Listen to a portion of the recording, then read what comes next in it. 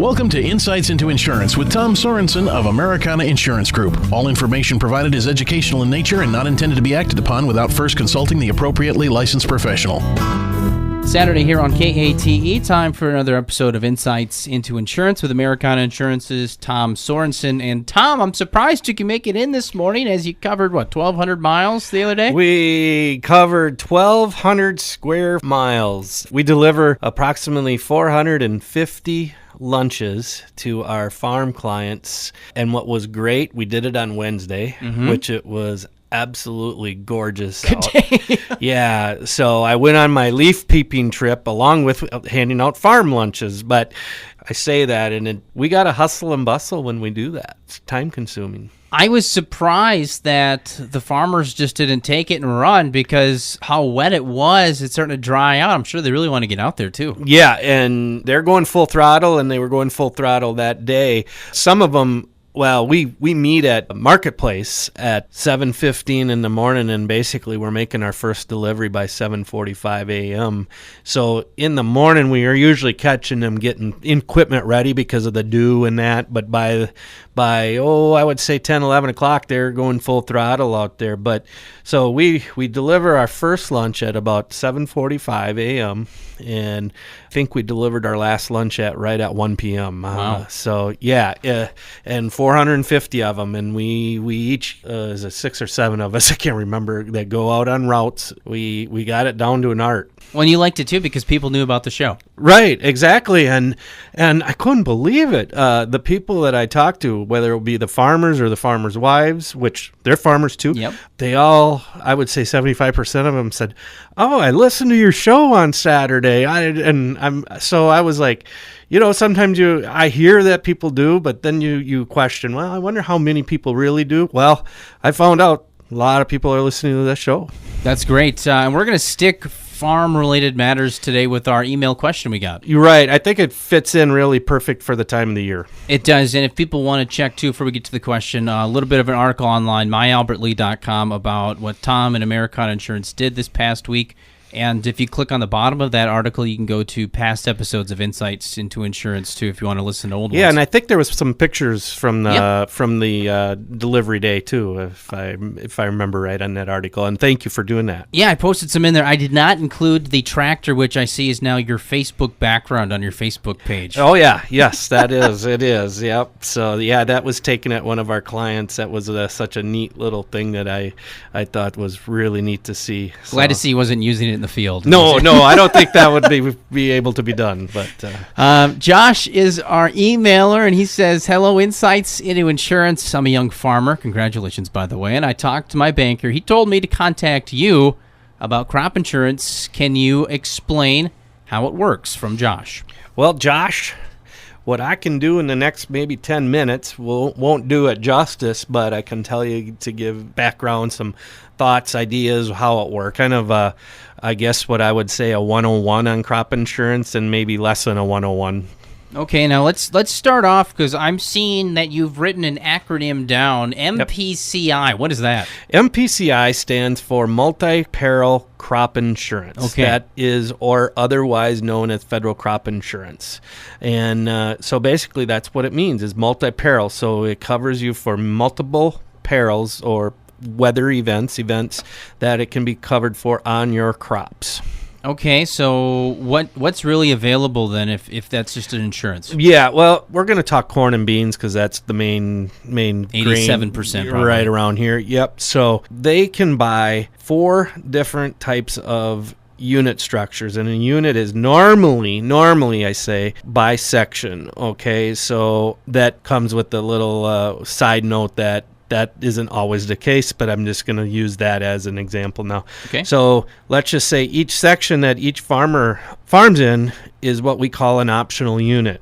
Okay, and he can purchase insurance by unit or by section. Okay. So if he has corn in this section, he's got what we call an APH, actual production history. Okay. This thing is full of acronyms. So actual production history, which is his 10-year history. And so let's just say his 10-year history on corn is 190 bushel. That's his 10-year average, okay? So, well, if he performs at a certain level based off of that 190 bushel average, he could have a claim or no claim, okay, by that section, okay?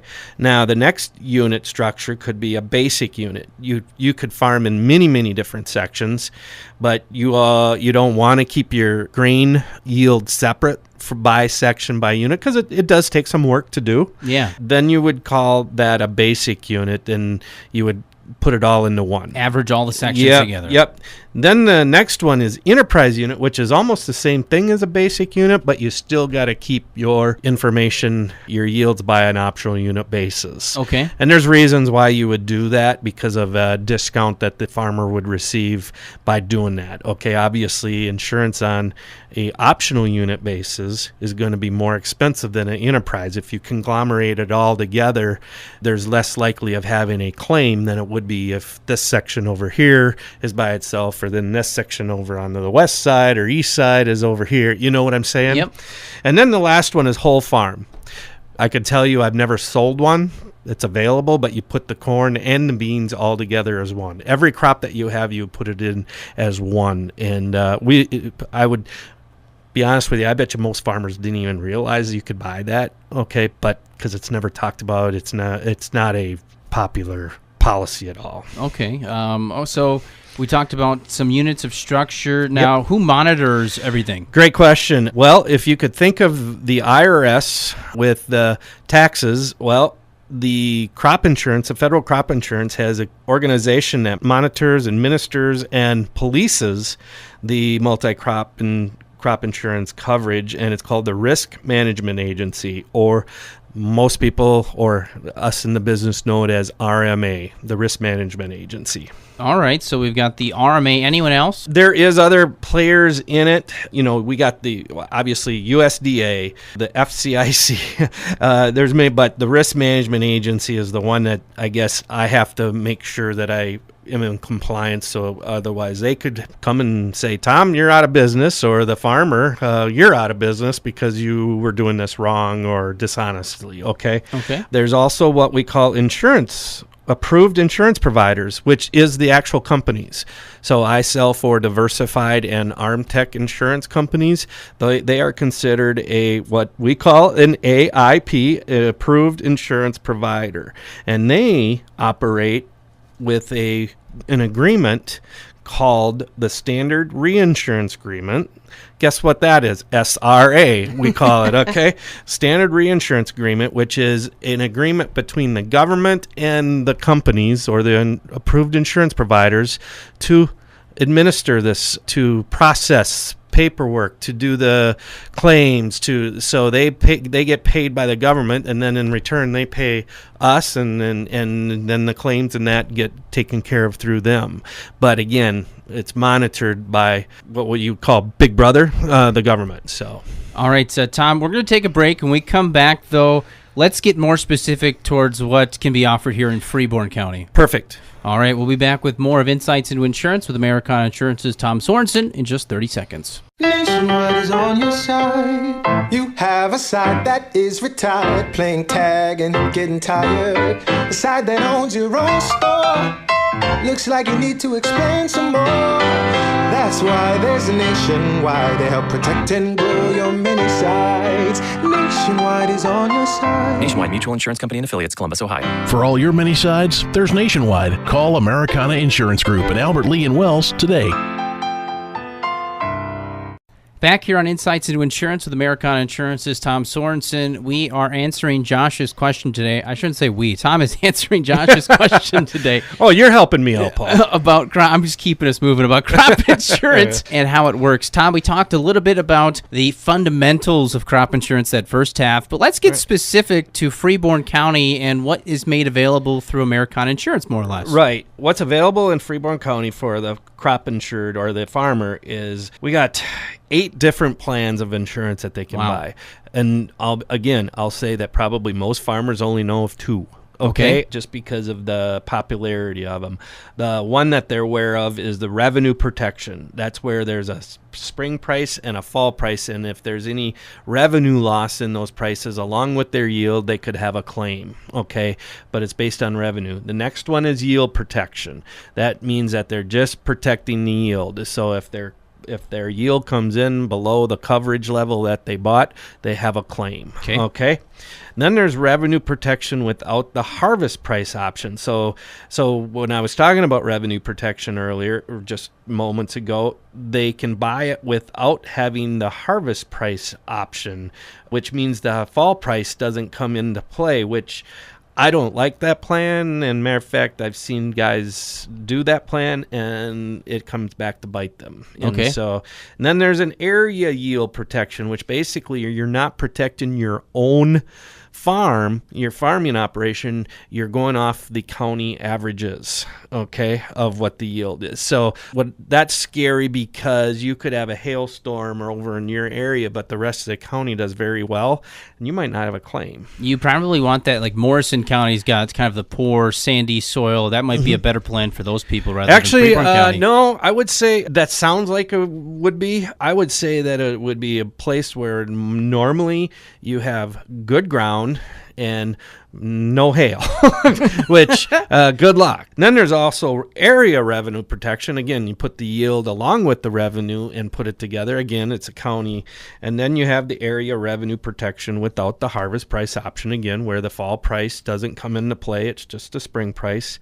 And then there's whole farm protection. There is where you actually get involved with your inventories. This is really based for like a lot of like fruit and vegetable growers or things like that. Think of almost like farmer market people. Okay. That they go with they actually have to hand in their tax forms and things like that. And then the newest one is margin protection. That's a whole nother new ball game. I've done a lot of research on it. My opinion, I'm a little skeptical of it. So, but truthfully, the top two are the revenue protection. Probably, I would say 90% of the insureds buy that. And then the other 10% buy the yield protection. So okay. How about coverage for those two popular ones? You're right. The two popular ones, the maximum coverage you can buy is 85% of your yield. So, example, we don't have these low of yields, but let's say if you bought 100, if you had 100 APH or 100 yield APH 10-year history, you could buy up to 85 bushels. Okay. Well, you just take that up to what actually is more in what this county, probably anywhere from 170 to 200 and plus is a lot of guys is APHs. Okay, actual production history. So 85% of that is a maximum, but they can buy it anywhere from 50% up to 85 at 5% increments. Okay, good to know. Yeah. Okay, so you mentioned this early on, but for people that maybe have missed it, you mentioned the acronym APH, Actual Production History, and you said how long of time was that? It's up to 10 years. So if you farm on a rotation, that could go back 20 years. So if in section 1, let's say you have corn 1 year and beans the next year in this one field, you could go back. So it could be 20 years, but it's 10 years of history. Do you get what I'm saying there? Yeah. Our emailer, Josh, though, is a young farmer. He might not have 10 years. He won't have probably any. Yeah. Okay, so there's some things that, depending on what Josh's situation is, he has to have a minimum of 4 years. Well, he's never done that. Okay, so he would probably qualify what we call 100% T yield. There's a yield in this county that's given to farmers like that, okay? And that would be 176 bushel on corn and 46 bushel on beans in our county. So that would be what he would have to work off of until then the first year he farms. So let's just say he ended up with 190 bushel. One of those 176s fall off, and so then it'll be 3 176 yields and then 190. And as every year he ends up attaining his actual yield. Okay, makes sense. And I'm talking corn, that's with beans things in that too. Okay, sounds good. Is that the same even if he inherits it too? Well, that's the other thing. Now, there's this situation where maybe his dad is getting out of farming, and now he's wanting to farm. He actually could. He's got the options of what yield he could use for his basis of insurance. He could use that 100% yield that I was using, or he would have to actually use his father's yield, which he could if he was part of that farming, which he probably was, operation before, could use his dad's yields, and his dad would have to sign off saying that he could do that. Okay. Yeah. Now, if you're adding land, let's say Josh was a farmer that farmed a while and he had existing land, he could also use what we call the simple farm average. So let's say he's got 3 units. One unit he's got a 200 APH, the other one unit he's got 190, and the other one he's got 180. He would end up with 190 APH on that new 4th unit that he bought, that new section, or that he's farming. Okay, sounds good. What else we need to know about crop insurance today, Tom? You know, there's some things like replanting. If you replant on corn, it's the spring price, and then take that times 7. Okay. I think this year it was $27-something an acre that you get paid on replant. Beans is 3 times the spring price.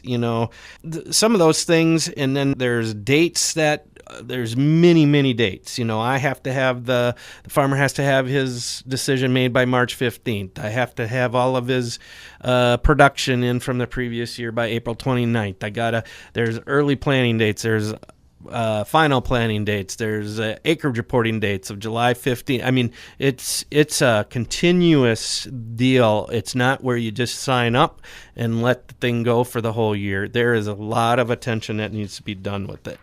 All right. And of course, if Josh has any questions or you're listening and you're saying, maybe I'm not getting the best bang for my buck of what I have for crop insurance, you want to talk about it. If you got questions, I can give you a call, Tom? Absolutely. You can call me at 507-377-2000 and email me at insights@americanainsurance.com, or americanainsurance.com is our website.